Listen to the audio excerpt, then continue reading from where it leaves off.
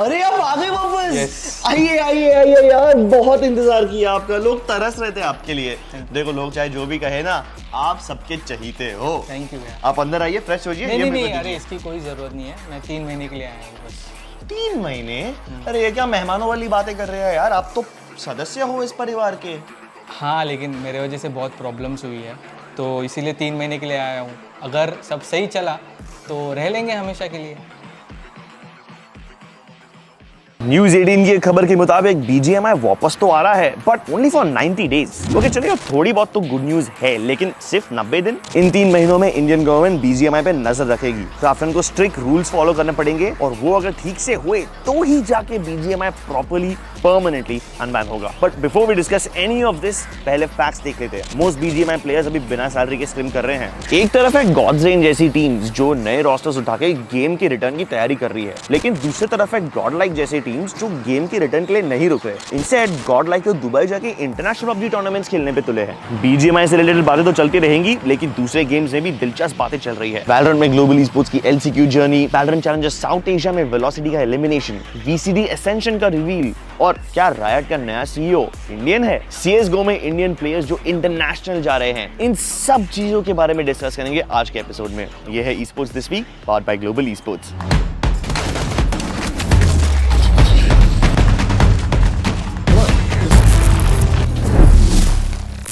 BGMI कुछ हफ्तों में वापस आ जाएगा, इसकी खुशी तो सबको हो ही रही है, लेकिन फिलहाल के लिए ये सिर्फ 90 डेज के लिए वापस आ रहा है, 90 दिन के लिए। कुछ रूल सेट किए हैं गवर्नमेंट ने जो क्राफ्टन को डट के फॉलो करने पड़ेंगे, और ये है वो कंसर्न। पहले तो डेटा शेयरिंग एंड प्राइवेसी, यही तो मेन रीजन है जिसके कारण BGMI और PUBG पहली बार तो बैन हुआ। क्राफ्टन को ये साबित करना होगा कि इंडियन प्लेयर्स का डेटा किसी भी चाइनीज ऑर्गेनाइजेशन या गवर्नमेंट बॉडी के साथ शेयर नहीं हो रहा। गवर्नमेंट को ये चिंता थी कि अगर ये डेटा चाइना के हाथ लग जाए या उनके साथ शेयर होता है तो नेशनल सिक्योरिटी को खतरा है, which is a valid concern. तो क्राफ्टन को इन 90 दिनों में गवर्नमेंट को ये यकीन दिलाना होगा कि उनका चाइना के साथ कोई नाता नहीं है, नहीं तो फिर से गेम बैन हो सकता है। दूसरा रूल, प्लेइंग टाइम पे लिमिट्स लगाए जाएंगे। ये पहली बार नहीं हो रहा है बाय द वे, 2019 में भी ऐसा हो चुका है कि गवर्नमेंट ने 18 से कम उम्र के लोगों के लिए प्ले टाइम लिमिट करवाया था।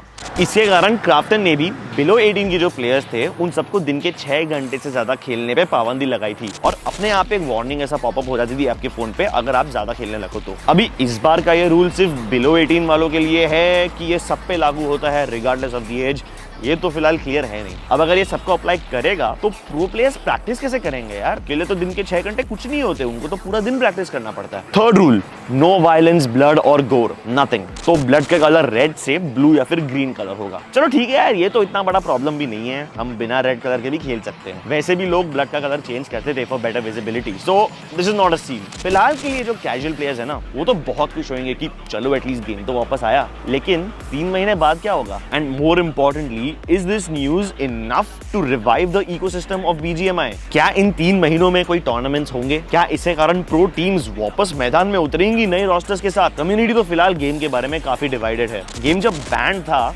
लोग फिर भी स्क्रिम्स खेल रहे थे, प्रैक्टिस चालू थी, ग्राइंड चालू थी, ताकि इन केस जब BGMI वापस आए तो ये सारे प्लेयर्स वापस compete कर सके at the highest level without losing touch. लेकिन फिलहाल के लिए ऑलमोस्ट सारे टॉप टियर प्लेयर्स बिना सैलरी के स्क्रिम कर रहे हैं। मेरे हिसाब से 80% ऑफ द लोग स्पॉन्सर्ड नहीं है, उनको कोई सैलरी नहीं मिलती, 80%। और जाहिर सी बात है यार, बिना गेम के ऑर्गेनाइजेशंस भी इनको सैलरी देना अफोर्ड नहीं कर सकती। कुछ लोग थे जो कंटेंट क्रिएशन पे फोकस करने लगे और वो अभी भी टिके हुए हैं, बट जिन लोगों ने ये सब नहीं किया अब वो सिर्फ इंतजार कर सकते हैं। गॉड्स रेन ने रिसेंटली एक अनाउंसमेंट की, they are entering into BGMI esports. In their own words, उन्हें फर्क नहीं पड़ता कि गेम कब आएगा। अब इनके लाइनअप के बारे में तो इतनी कोई न्यूज आई नहीं है, बट सम अनकंफर्म रूमर्स सजेस्ट कि शायद ये लोग TSM इंडिया का लाइनअप उठाने वाले हैं। कुछ एपिसोड्स पहले हमने दिखाया था कि कैसे big organisations across the world जैसे कि TSM are laying off their staff due to the esports winter and ongoing recession. क्या ये लाइनअप चेंज उसके कारण है? Before we even think in this general direction, क्या गॉड्स रेन इन्हीं players के अराउंड लाइनअप बनाने वाला है? आपको क्या लगता है,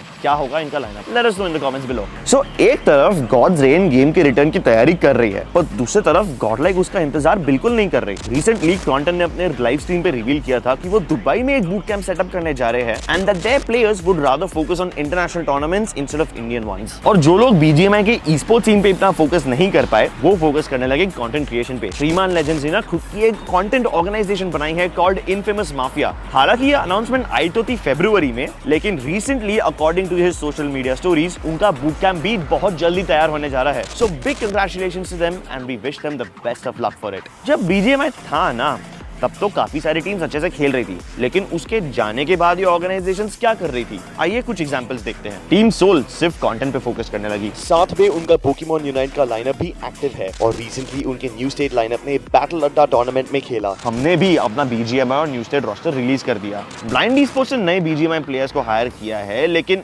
एक सेकंड, ये प्लेयर्स को जाने पहचाने नहीं लग रहे। Some of them were with us before but we wish them the best of luck for their journey ahead with Blind. साथ में Blind esports also has some creators जो रिसेंटली 100K पहुंचे हैं YouTube पे, so congratulations on that as well. केमिन esports South American organisations के साथ partner करके दूसरे गेम्स में भी एक्सपैंड कर रहा है। साथ ही साथ वो एक न्यू स्टेट का लाइनअप भी हार्बर कर रहे थे, स्टॉलवर्ट ई-स्पोर्ट्स। दीस गाइस तो didn't bother only with BGMI and all. India में 2020 में जब PUBG बैन हुआ उसके बाद they picked up a Mongolian roster and that roster is one of the best in Asia right now. Nigma Galaxy also said goodbye to their BGMI and Free Fire rosters. Meanwhile, organizations like 7Seas are focusing on their lifestyle brand side of things. So, जैसा कि आप देख सकते हैं, BGMI जब तक ban था सारी ऑर्गेनाइजेशंस को किसी दूसरे तरीके से अपने फैन बेस को एंगेज करना पड़ रहा था। और हाँ, माना कि गेम की टेम्पररी रिटर्न की खुशी सबको होगी, बट क्या ये ऑर्गेनाइजेशंस वापस बीजीएमआई ई-स्पोर्ट्स पे फोकस करेंगे कि क्या वो 3 महीने पहले रुकेंगे, देखेंगे क्या हो रहा है गेम के साथ, उसके बाद कुछ करेंगे? पहली बात तो क्या ये गेम 3 महीने तक टिकेगा उसका तो पता नहीं, बट फिलहाल चलिए मैं आपको एक ऐसे गेम के बारे में बताता हूं जहां से 2 इंडियन टीम्स इंटरनेशनली खेलने जा रहे हैं and that's my mother game CS:GO। India की तरफ से एक CS:GO टीम क्वालिफाई कर गई है for the IESF world championship. ये इंडियन टीम कंसिस्ट्स ऑफ क्लाउडा, Nikesh, SK Bao, Spawn, fired up. South Asian qualifiers में ये लोग 4-0 गए, यानी कि वो लोग एक मैच भी नहीं हारे, हर एक मैच जीते और अब ये खेलेंगे APAC क्वालिफायर्स में, which is taking place in Riyadh, Saudi Arabia from 10th to 17th जुलाई। यहाँ पे 10 टीम्स पार्टिसिपेट करेंगी और अगर इंडियन टीम टॉप 6 में आ गई तो वो जाएंगे वर्ल्ड फाइनल्स के लिए इन Romania from 25th August to 3rd September। Amazing stuff and I wish them the best of luck for this. Meanwhile ये टूर्नामेंट का एक दूसरा लेग भी हो रहा है फॉर फीमेल्स ओनली, उसके लिए भी इंडिया से एक फीमेल टीम क्वालिफाई कर गई है। This team has players like स्वे, जाया, Crackshot, Tommy, Evil Coco and Alexa. इन्होंने साउथ एशिया क्वालिफायर में श्रीलंका की फीमेल टीम को हरा के रियाद के लैंड क्वालिफायर में अपनी जगह पक्की कर ली है और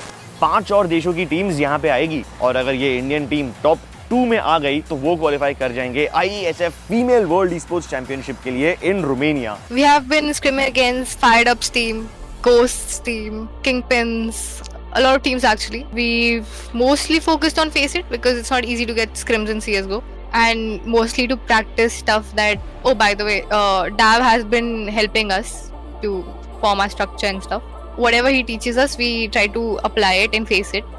And I feel like we can actually leave a mark in Riyadh, and I'm pretty confident we can qualify for Romania as well. I hope both our CS:GO teams can perform to the best of their abilities and best of luck for their matches in Riyadh. Now let's talk about our team, Global Esports Valorant roster.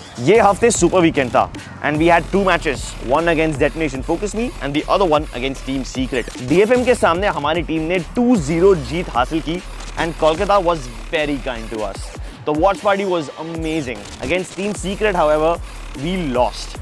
दोनों ही teams की तरफ से बहुत अच्छे clutches देखने को मिले, but unfortunately that wasn't enough for us to win. But still, we would like to thank everyone जो वॉच पार्टी पे आए, अपना अमेजिंग सपोर्ट दिखाए. The vibe was amazing and result के बावजूद आपके सपोर्ट ने हमें बहुत ताकत दी. Thank you so much for everything. हमारी final standing in the group was at 8th place, and even though we couldn't get into the top 6, we had 3 wins in the league, and our round difference is still +4, which indicates कि हम जो matches हारे भी ना, उसमें भी हमने opponent को बहुत कड़ी टक्कर दी, and we lost by very tiny margins. Now we will be focusing all our attention on LCQ. This will be our opportunity to qualify for VCD Champions in Los Angeles, USA. We are confident कि इस बार हमारी team खूब रंग लाएगी और जान लगा के लड़ेगी.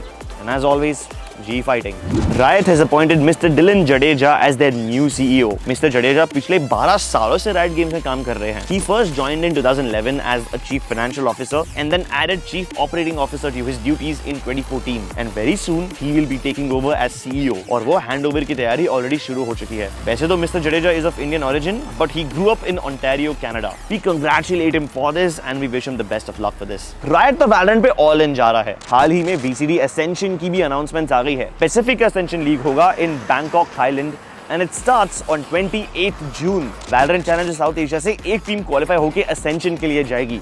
अब ये टीम कौन सी हो सकती है ये आप हमें कमेंट्स में बताओ. फिलहाल तो ओरंगुटान सबसे स्ट्रॉन्ग लग रही है, लेकिन VCSA में बाकी टीम्स जिस तरह से खेल रही है ना, उसको देख के कुछ भी प्रेडिक्ट करना मुमकिन नहीं है. वेलोसिटी गेमिंग टूर्नामेंट से एलिमिनेट हो चुकी है after losing to Orangutan, Revenant Esports and Reckoning Esports. Now this is a big surprise क्योंकि Velocity में इतने top notch players थे like Eccles and Doma जो एक टाइम पे VCD Champions and Masters में खेल के आए थे. पता है उनको Challenger League में स्ट्रगल करते हुए देखना, ये बात हजम नहीं हो रही किसी से, और ऐसा किसी ने सोचा नहीं था.